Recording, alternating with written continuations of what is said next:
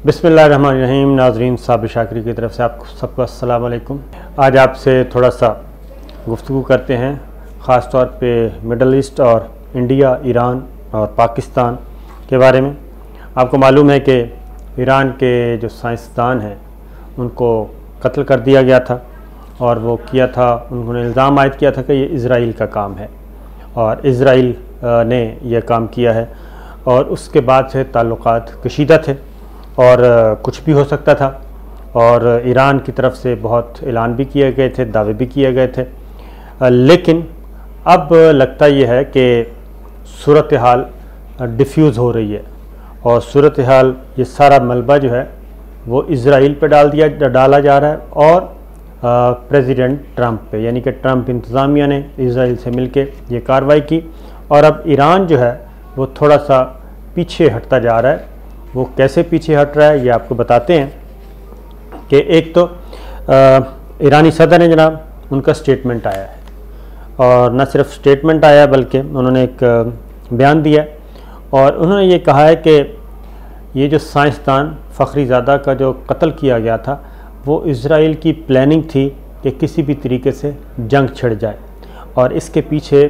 Trump इंतज़ामिया थी, president Trump थे और वो चाहते थे कि उनके आखिरी दौर में जाते जाते, क्योंकि 20 जनवरी को उनका मियाद ख़त्म हो रही है, जाते जाते वो ईरान के साथ कोई बड़ी जंग छेड़ जाएं और कोई बड़ी जंग हो जाए और ईरान को कोई नुकसान पहुंचाएं।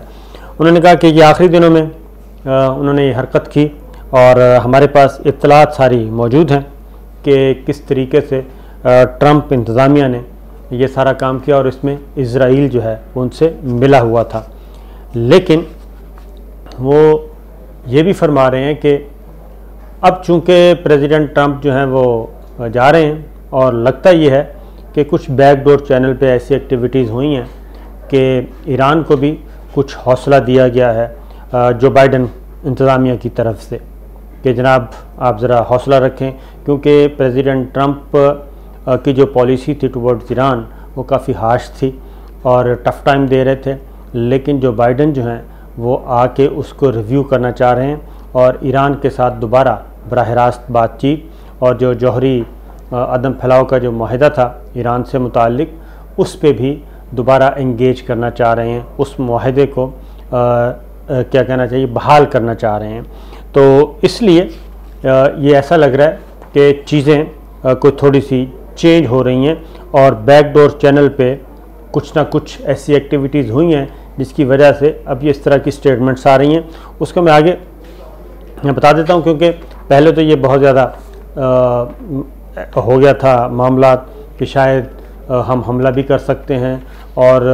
इज़राइल को तो कुछ नहीं कहा गया, अलबत्ता सऊदी अरब में ज़रूर प्रॉक्सी के ज़रिए सऊदी अरब के ख़िलाफ़ ज़रूर कार्रवाई की गई और उनका एक आरामको जो उनकी कंपनी है अहम जद्दा में, उस पे एक अटैक हुआ था। लेकिन अब एक और चीज़ खबर आ रही है और वो ख़बर ये है क्योंकि चाबहार बंदरगाह और इंडिया के दरमियान, ईरान और इंडिया के दरमियान चाबहार बंदरगाह के मामले पे डेडलॉक हो गया था और वो पीछे हटना शुरू हो गया था। अब जो नई वेव्स आ रही हैं उसके मुताबिक अब इंडिया दोबारा चाबहार बंदरगाह जो है उसमें दिलचस्पी रखता है और उसमें एक अहम मीटिंग हो चुकी है। वो हुई है इंडिया, ईरान और उज़्बेकिस्तान के दरमियान ये मीटिंग हुई है। अफ्रीकी वर्किंग ग्रुप का ये इजलास हुआ और उस इजलास का मकसद यही था कि चाबहार बंदरगाह जो है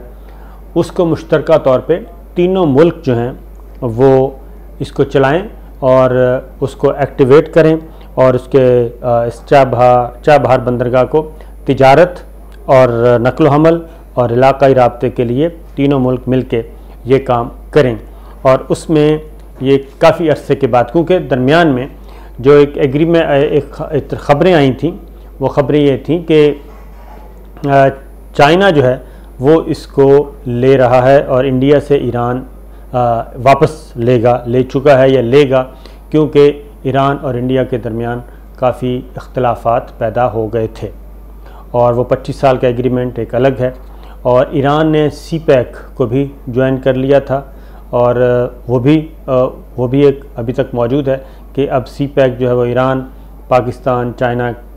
इकनॉमिक कॉरिडोर। लेकिन अब जो है इंडिया की वजारत ख़ारजा ने जनाब बाकायदा तौर पे ये एलामिया भी दिया है और इस बात की तस्दीक की है कि चाबहार बंदरगाह के मामले पे सैफ-ए-फ़रीकी वर्किंग ग्रुप का इजलास हुआ और उसको किया जा रहा है जनाब, रिवाइव किया जा रहा है। और ये कोविड-19 की वजह से कुछ तात्तुल थे मामला, अब उसको करेंगे, बहाल करेंगे। फिर इस इजलास में ये भी फैसला किया गया जनाब 2021 को, यानी कि आइंदा साल को चाबहार डे के तौर पे मनाया जाएगा। ये एक इंडिया की तजवीज़ आई है इंडिया की तरफ से, यानी इंडिया अब इसको थोड़ा सा आगे जा रहा है और ईरान के साथ अपने ताल्लुकात को वापस मामूल पे लाने की कोशिश कर रहा है। उसकी रीज़न क्या है? उसकी रीज़न ये है जनाब कि चाबहार के ज़रिए ही जो अफ़गानिस्तान से मुंसलिक होने का वाहिद रास्ता है इंडिया के लिए, वो है चाबहार बंदरगाह। इसके अलावा उसका कोई रास्ता नहीं है। इसी बंदरगाह के ज़रिए ही वो अपनी तिजारत और अफ़गानिस्तान तक रसाई हासिल करेगा, और पाकिस्तान से गुज़रे बग़ैर अगर अफ़गानिस्तान तक पहुंच सकता है तो दूसरा रास्ता, एक तो पाकिस्तान तो है ही, अफ़गान ट्रांजिट रूट आपको मालूम है कि तिजारती गुज़रगाह है पाकिस्तान, लेकिन अगर वो पाकिस्तान को अवेल नहीं करना चाहता, क्योंकि पाकिस्तान उसके ख़िलाफ़ जब चाहता है पाकिस्तान उसको बंद भी कर देता है, जिससे इंडिया का जो क्या कहना चाहिए कि ये तिजारती रूट पाकिस्तान के कंट्रोल में है। अब इंडिया जो है ईरान को छोड़ के पाकिस्तान को छोड़ के अब ईरान वाले रूट को तरजीह दे रहा है, और इससे कुछ और भी आप स्मेल कर सकते हैं कि आने वाले दिनों में इंडिया और पाकिस्तान के दरमियान यकीनन इंडिया का कोई मॉडल होगा, कोई मंसूबा होगा, मज़मूम मकासद होंगे कि वो इस ब्लैक मेलिंग से निकलना चाह रहा है, और मुस्तकबिल में हो सकता है वो दोबारा कोई हरकत करे, और क्योंकि ये रूट फिर पाकिस्तान बंद कर देता है, तो इसलिए अब इंडिया जनाब ईरान की तरफ दोबारा गया है और ईरान ने भी इंडिया को वेलकम किया है। और ये इस मीटिंग से पहले ईरान और इंडिया के दरमियान काफ़ी राब्ते हुए, काफ़ी मीटिंग्स हुई बंद कमरे में, और पस पर्दा राब्ते बैकडोर चैनल इस्तेमाल हुए, जिसके नतीजे में ये हुआ है, और अब ये उन्होंने रास्ता निकाल लिया जनाब। और इसमें आपको मालूम है कि ये ज़रा जहन में रखिएगा कि जो अफ़गानिस्तान में जो मुस्तकबिल के मामलात हैं वो आपको मालूम है, वो भी जहन में रखिएगा कि अफ़गानिस्तान में भी अहम डेवलपमेंट्स हो रही हैं, और इस वक्त अफ़गान तालिबान का जो सियासी क़यादत है, मुल्ला गनी बिरदर की क़यादत में एक आला सतह का वफ़द अफ़गान तालिबान का वो पाकिस्तान में है, और 3 दिन पाकिस्तान में क़याम करेगा, और आइंदा का जो पॉलिटिकल सेटअप है अफ़गान हुकूमत का अफ़गानिस्तान में, उसके बारे में बातचीत हो रही है। और आपको मालूम है कि मुल्ला गनी बिरदर पाकिस्तान के काफ़ी करीब हैं, पाकिस्तान में ही कैद थे, और जो अमेरिका और अफ़गानिस्तान के दरमियान, अफ़गान तालिबान के दरमियान जो मुज़ाकरात शुरू करवाए गए, उसके लिए मुल्ला गनी बिरदर को ख़ास तौर पर रिहा किया गया था। तो अब मुल्ला गनी बिरदर ही अफ़गान तालिबान के जो सियासी क़यादत है उसको लीड कर रहे हैं। तो ये भी एक जहन में रखिएगा कि मुस्तकबिल में इंडिया को पाकिस्तान के रास्ते पे कोई उम्मीद नहीं नज़र आ रही। तो इसलिए ये चाबहार बंदरगाह का जो रूट है वो दोबारा उसने बहाल करने की कोशिश की है। और उसमें एक और भी बात बता दूं कि ख़ास तौर पे जी ये दिल्ली में भी काफ़ी गौर हुआ, और इसमें मेरा अपना ये भी है, ऐसी इतलात भी हैं और तज्ज़ियाकार भी ये कह रहे हैं कि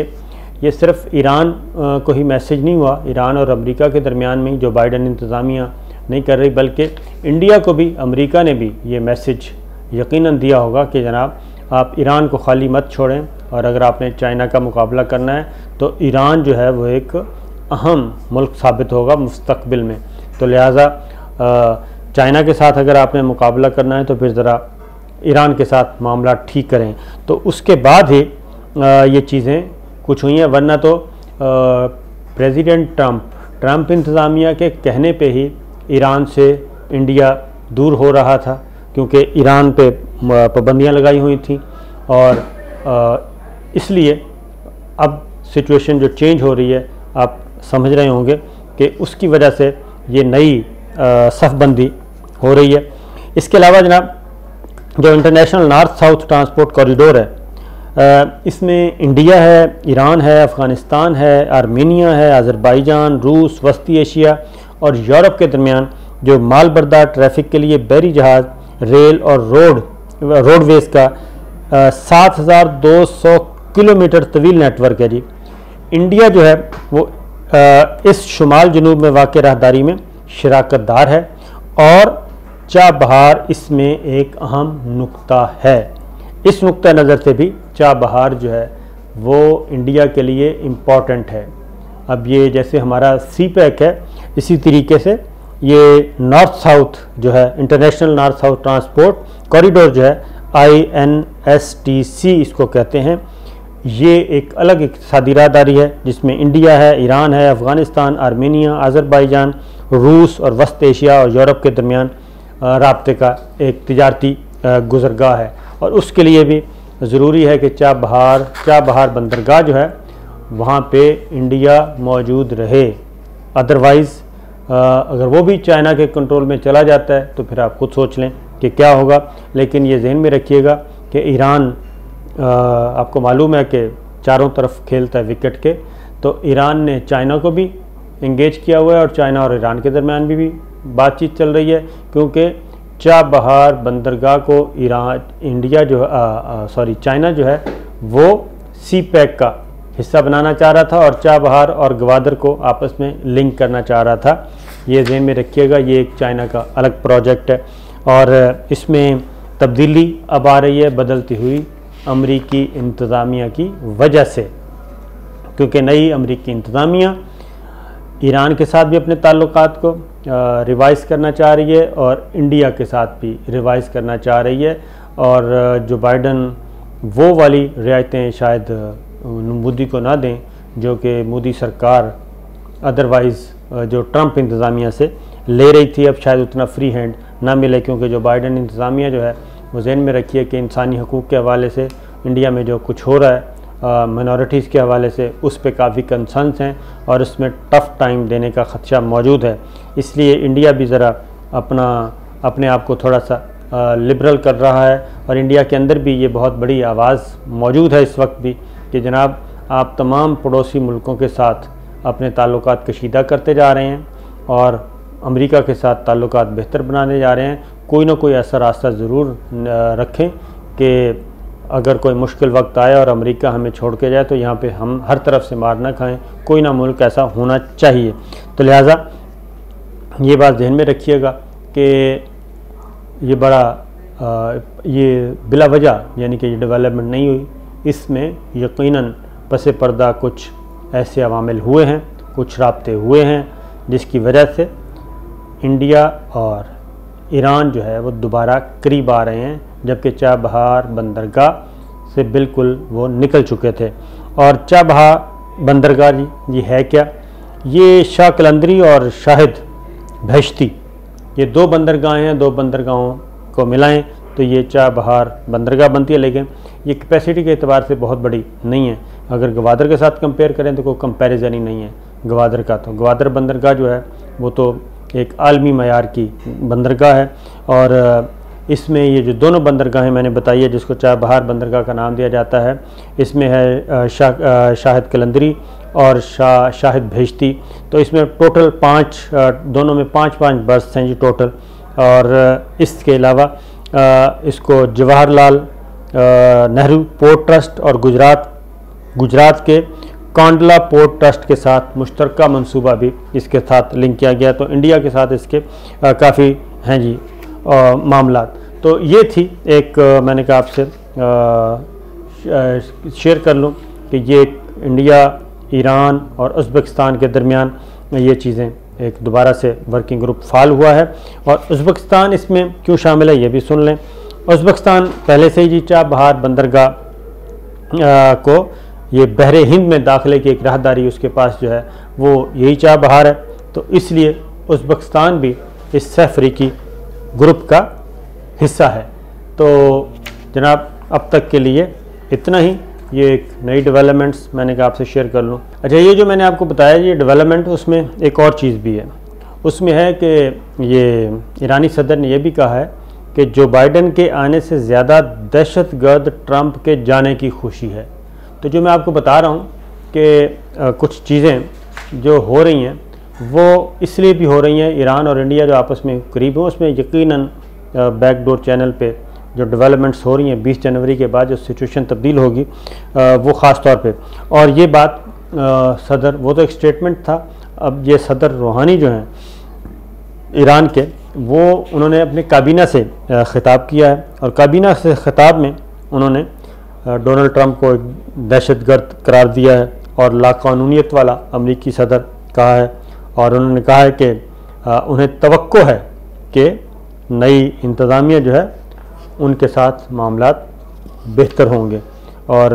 3 नवंबर को होने वाले सदारती इलेक्शन में आपको मालूम है कि जो बाइडन जीत चुके हैं।